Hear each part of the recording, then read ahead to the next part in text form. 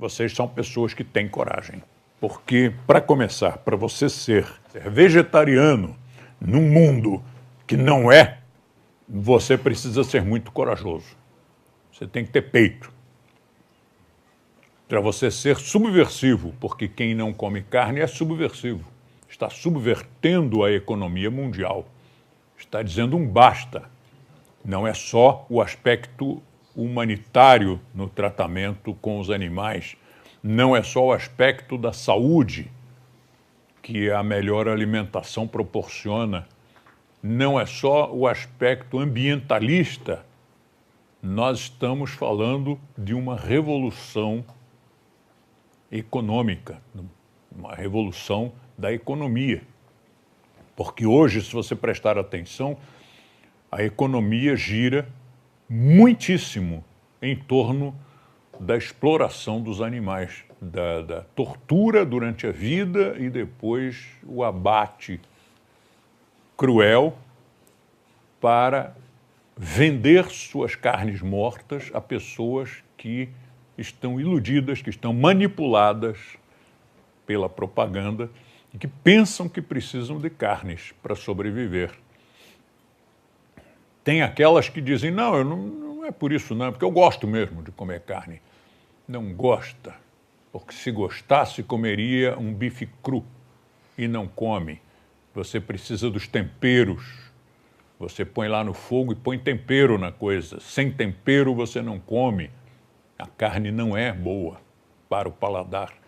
Aliás, os únicos alimentos que o ser humano instintivamente escolheria, se você pusesse todos os tipos de alimentos, cereais, legumes, verduras, carnes, todos os tipos de carnes e frutas, o único tipo que o ser humano instintivamente vai lá e pega para comer no estado em que está são as frutas.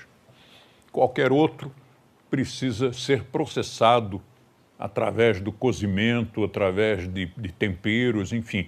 Todos os outros alimentos precisam ser desnaturados para que nós consigamos comer, para que nós tenhamos prazer de comer. Mas também tem aquela parcela muito grande de pessoas que gostariam mesmo de parar de comer carnes, até que muita gente tem nojo de comer carne, mas pensa, e eu vou ficar desnutrido, como é que eu vou substituir a carne? Isso é uma grande bobagem. O que é ruim não se substitui. O que é ruim, nós eliminamos e já é lucro.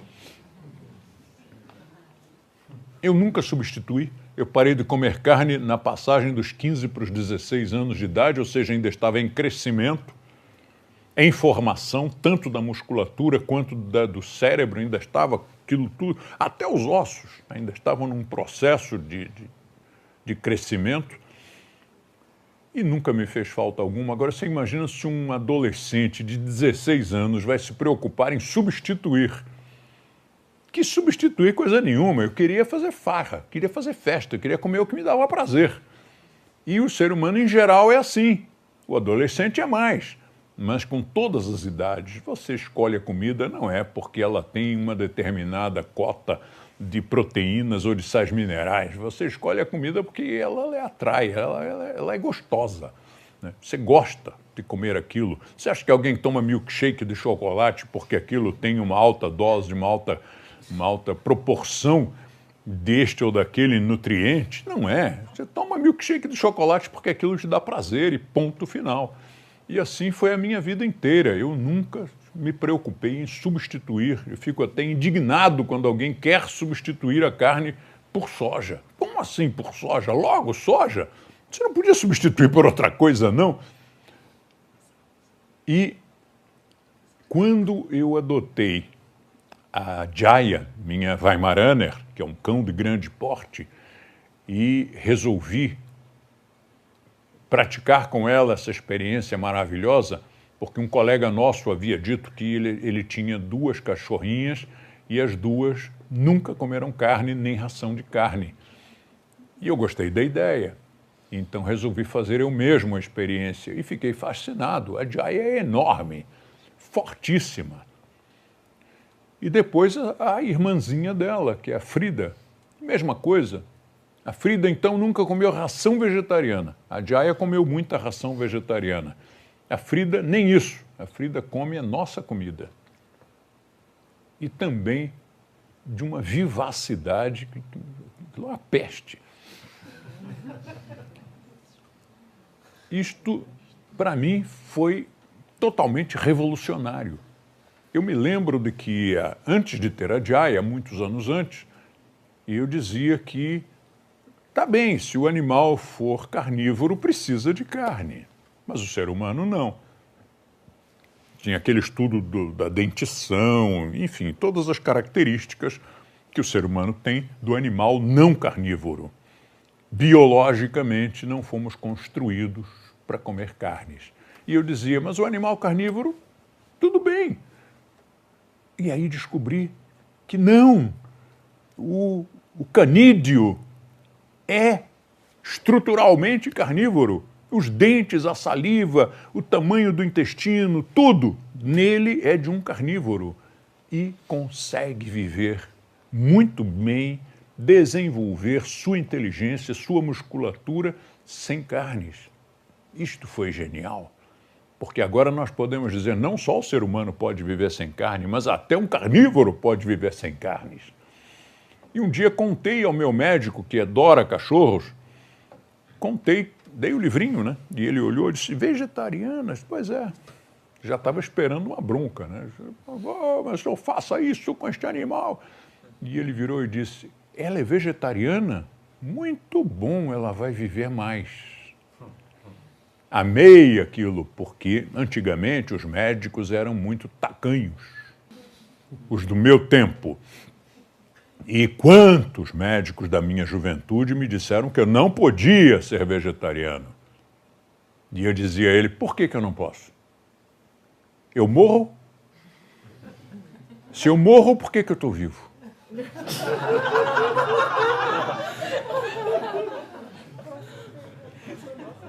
Mas é aquele anti-raciocínio.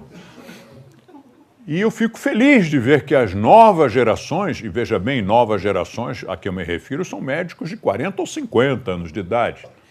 Essas novas gerações já estão muito mais instruídas, porque aí é uma questão de instrução mesmo. Estão muito mais instruídos e sabem que a alimentação sem carnes é a ideal para todos nós. Então, nós precisamos de muita coragem, muito peito para enfrentar a estrutura econômica do mundo, as pressões das pessoas e fincar pé e fazer aquilo que nós queremos e não aquilo que querem que nós façamos. Para isso precisa coragem. Assim como a alimentação, o estilo de vida que nós adotamos. Nós temos uma vida completamente diferente. Não tão diferente que as pessoas notem. Não, ninguém percebe. Se você trabalhar numa empresa, se você for um desportista, ninguém percebe nada. Só notam que você está mais em forma que as outras pessoas, que você no trabalho você produz mais, que no esporte você é melhor. Mas fora isso, ninguém diz assim, fulano é meio esquisito. Não é. Você pratica um mimetismo maravilhoso, porque na nossa alimentação, por exemplo, nós comemos qualquer coisa. Você pode ir para um bandejão de uma universidade e come com todo mundo lá, ninguém percebe nada. Eu adotei essa alimentação no colégio interno, depois servi exército na tropa e nunca deu problema nenhum. E o estilão de vida, esse lifestyle que nós adotamos, é uma coisa extraordinária, mas que exige coragem. Se uma pessoa é meio acovardada, ela não consegue. Ela começa a adotar, por exemplo, hábitos bons como não fumar, não tomar álcool. Aliás, o não fumar hoje começou a ficar mais fácil, né? Porque há um consenso de que o fumo é uma porcaria. Mas o álcool, que é outra grande porcaria, não tem ainda, não conta com esse consenso de opinião pública. As pessoas acham que tomar droga, álcool, afinal álcool é droga, que tudo bem. Então é muito estranho quando um pai chama o filho para dar uma bronca e diz: meu filho, você tem que parar de tomar drogas. E está com um copo de uísque na mão. Isto é uma situação kafkiana. Como o cara pode dizer para o garoto não tomar drogas se ele está tomando drogas? A única diferença é que as drogas dele são drogas legais e as outras são ilegais. Mas tirando isso, que na hora em que, como em alguns estados dos Estados Unidos, como no Uruguai, em que algumas drogas se tornaram legais, então agora tudo bem, a gente vai usar. Nós não deixamos de usar as drogas porque elas são ilegais, e sim porque não são legais. Não são cool. Né? É só por isso. Tem que ter muita coragem para alguém te convidar para um churrasco e você comparecer e escolher o que você quer comer. Você não é obrigado a comer o que os outros querem. Você come o que você quiser. Não tem churrasco que se preze e que não tenha algumas outras coisas. Todo churrasco tem mais alguma coisa. Um dia, no meu clube de Rotary, não o atual, um que eu frequentava antes, organizou um churrasco. Todo mundo lá sabia, porque nos jantares todo mundo via que eu escolhia só as coisas que não tinham carne, e várias vezes o assunto veio até a baila. E no churrasco os caras não tiveram a consideração de colocar alguma coisa que não tivesse carnes. Mas eu e a Fernanda comemos arroz. Tinha arroz. Pusemos ali um temperinho no arroz, um pãozinho e pronto, forramos o estômago. Claro, ficamos indignados com a falta de consideração, mas não passamos fome. Tem que ter peito. Claro que depois de uma certa idade já não precisa mais. Depois de uma certa idade você está tão senhor de si, você tem tanta certeza de você mesmo que não exige mais coragem. Você já está calejado, está acostumado. Mas no início da vida isso é difícil. Né? Quando o cara está na faixa dos 20, até mesmo no dígito dos 30, fica um pouco difícil se o cara não tem coragem.